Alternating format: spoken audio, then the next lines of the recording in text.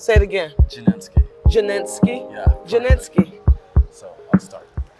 Good afternoon. I'm here with PhillyCAM's Turn Up, Turn Out crew, a project dedicated to bringing political awareness to the youth in the city. And here I am with a mayoral candidate. Could you please introduce yourself? Hello, my name is Cherelle Parker. I am a candidate to become the 100th mayor in the city of Philadelphia, birthplace of democracy, sixth largest city in the nation. Let's go. And what party are you voting for? Democrat, proud Democrat, lifelong Democrat. So I know you've had a long career as in the city council. When exactly did you decide you wanted to run for a mayor? Well, that's a really good question. During my tenure in council, I realized that our city was at a crossroads, and I thought about all of the solutions that I had proffered to challenges that we were facing in our city. The cleanliness, I started a program called PHLTCB, hire people from the neighborhoods to clean our streets. It worked well, but it needs to be on steroids across the city. I thought about power up your business to support neighborhood-based small businesses. It's now the chief feeder, operated at community college for Goldman Sachs' 10,000 small businesses. And I thought about one issue that's extremely important to me: home ownership. Now, I'm a product of humble beginnings. My mother was a single teenage mom. She got pregnant with me at 15. I was really raised by my grandparents. My mother died when I was young. And when my grandparents moved from Richard Allen Homes, Richard Allen Projects in North Philadelphia, they moved to 7th and Dolphin, and then they moved to West Oak Lane in Northwest Philadelphia, where I was raised. And they were so proud to own the house that they lived in. You know, that's how for many black and brown families, you worked on building wealth. And that's extremely important. And so when I looked at those issues and the work I had done relative to home repair with a program called Restore, Repair, Renew, I said, you know what? It's time for you to put it on the line. Our city is at a crossroads. Your real life lived experience. Did you hear that? My life experience is closest to the people who are feeling the most pain in our city. And so I said, you know what? Now is the time for you to step up, to put everything you have into this race to help bring some hope and pride back. I really like that. Yeah. Home ownership is really a big dream among my peers also, the people around me, my family. My mom moved to the Americas recently, and one of her dreams was always to own a home, and she's like working so hard for it. I can see the dedication. Home ownership is very important to a lot of people, so I'm really thankful that you care about that. And I've noticed that you mentioned community a lot. So how do you plan on involving the community and the people in your decision making and the policy that you implement? You know, wow, these are really, really good questions. I'm a product of the village. Because I wasn't born into a traditional Cosby family. If you ever seen the Cosby Show, you know, the village helped to raise me, and that is our human infrastructure, right? You know, coaches at little leagues, teachers in schools, mothers and fathers in the community who I had no biological connection with, but they were a part of our community, and I was of it. So there were always, adults who would mentor me. I'm thinking about men. Like, my father wasn't in my life, and in the absence of my biological father being there, I thank God for my grandfather, but the men in the community that I saw leading. And so for me, I'm not ever going to engage in what I call, and people laugh at me when I say it, but I don't care. It's what I feel. It's like, I call it, I know what's best for you's people policy making. It's like when someone comes to your neighborhood with a solution to a problem, let's say the opioid crisis. I grew up on welfare, food stamps, free cheese. I grew up during the crack cocaine epidemic, saw people in my family, along with in my community, lives shattered because of crack cocaine. And imagine someone coming into your community talking about the opioid crisis, and they say, we're going to establish something called a safe injection site. A place where people can inject drugs, the narcotics, the opioids, and they're talking about that, proffering that as a solution. And you're saying, wait a minute, I have real life lived experience with that. If you've ever loved anybody or lived with anybody suffering from addiction, people in addiction, want access to long term treatment, long term care, long term housing, and access to economic opportunity. So it wouldn't be a safe injection site. We would find a creative way to work on that housing and get our medical professionals in. Yeah, their perspective on it is like a bit disconnected. Yes, and so I'm going to create what I call Mayor's Community Councils. I'm Okay. excited about this. Mayor's Community Councils, we're going to have one in every council district. And this will be comprised of young people, of block captains, of small business leaders, faith-based leaders, and they will meet monthly with all departments in the city. So it won't be like this is a special thing. Oh, something's wrong. We have to have a big meeting. No, we Every have to time. have a standard operating procedure where we systemically make sure that our community-based leaders have access to government so we can be preventive and not always responding to a crisis. Yes, we're government. Things will happen.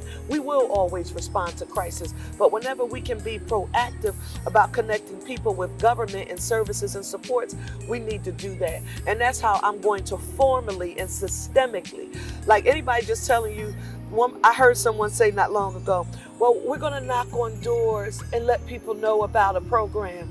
I thought to myself, how long do you think it would take Yeah, to knock exactly. on, every door in the city of Philadelphia? That's houses, but not include, think about apartments, It's right? kind of like weird to say, but you really gotta like push people sometimes and put the information out there and force them to know about it. Right, so like with the census in different neighborhoods where it was hard to count, we needed to have a grassroots effort to Philly Counts. They did an awesome job going door to door.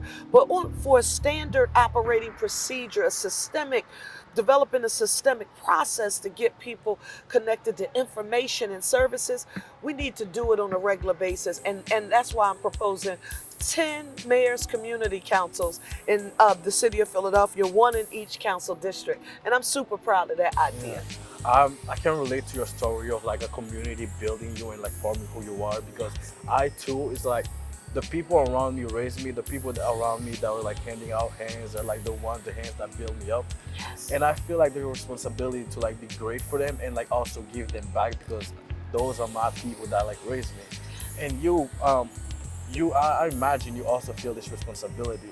And being as you're running for the mayor candidate, as you're running for the mayor post, how are you feeling as the first, if you win, as the first black woman, as the first woman, black woman to win? How would you feel? I'm a first generation college graduate. I'm a first generation Ivy League graduate. Wow. Um, Where did you go? so I went to Lincoln University, which was the first historically black degree granting institution of higher learning in the nation. I'm a graduate of the University of Pennsylvania's Feld School of Government.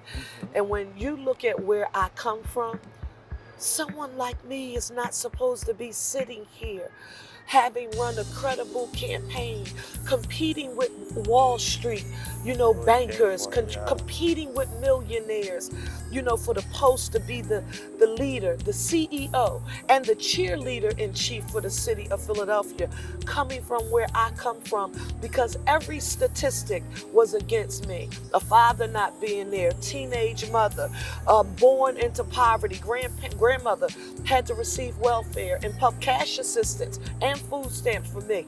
How in the earth does she even get to the place and space in her life that Really she beat could out the odds. run for mayor? I did it, but it's look, not because I'm great. You know how some people, you'll hear them say, well, you have to pull up your myself own bootstrap. bootstrap, yeah. That does not exist. That's BS to me. I'm here because the community said, despite what you were born into, we're going to make sure that you have access to every opportunity you can to succeed, but it'll be up to you to take advantage of the opportunity. And they motivated me to do that. And so I agree with you. Is it true that I feel a strong sense of responsibility? Yes, I owe it. I owe it to our city. I'm Philly born, Philly bred. I'll be a Philadelphian until I'm dead. I owe this to the city to use every ounce of professional experience, educational experience to solve problems in our city.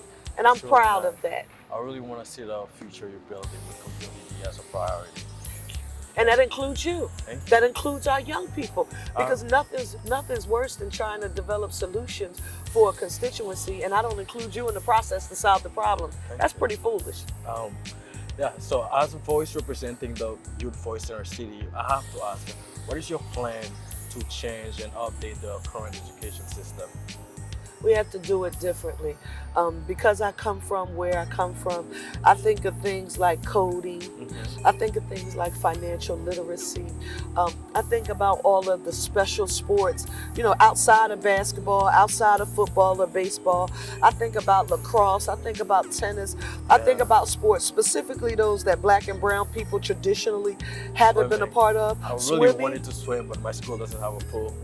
Think about that, Yeah, right? But you should have access to that opportunity to hone that skill if you're good at it. So I want schools open as early as 7:30 in the morning. I don't want them closing any earlier than 6 p.m. I don't want to see us trying to pit charter schools against traditional public schools. I want us focusing throughout our entire educational system for quality seats, quality instruction in 21st century modern buildings. And to build the new schools, I want the Philadelphia building trades, our skilled, labor in the city of Philadelphia. I want them in our schools training our young people to be the ones who help to grow Philadelphia. You look around at these buildings that are around us right now. Somebody has to build them. Why shouldn't we? Because not everyone wants to be paying student loan debt until they die, like I will for that yeah, master's degree I got from Penn. And yeah, guess what? A computer, well, you know how we think of artificial intelligence, yeah. robots doing a whole lot of jobs? Guess what? AI is not going to take the job of a plumber, of a Sure. laborer, of a carpenter, of an electrician, of an Yeah, operating engineer, a anything that's steam like with your fitter, hands. Yeah. right? So we should give people access to those opportunities. And so I'm going to structure public education different from a scheduling perspective and the curriculum that we have access to. Workforce development and earning while you're learning and getting prepared for every industry that's growing in our city, like life sciences and biotech. Did you Gotcha. know there's some jobs you can make earning $60,000, $75,000 a year as lab techs in some of the biotech and life And sciences? I know that honestly. Yeah. So like that's you're really Healthcare. putting me on right Look, now. look, healthcare, stock options, Uh-huh. like that's good stuff. Thanks so much. I think I'll be looking into it. Okay.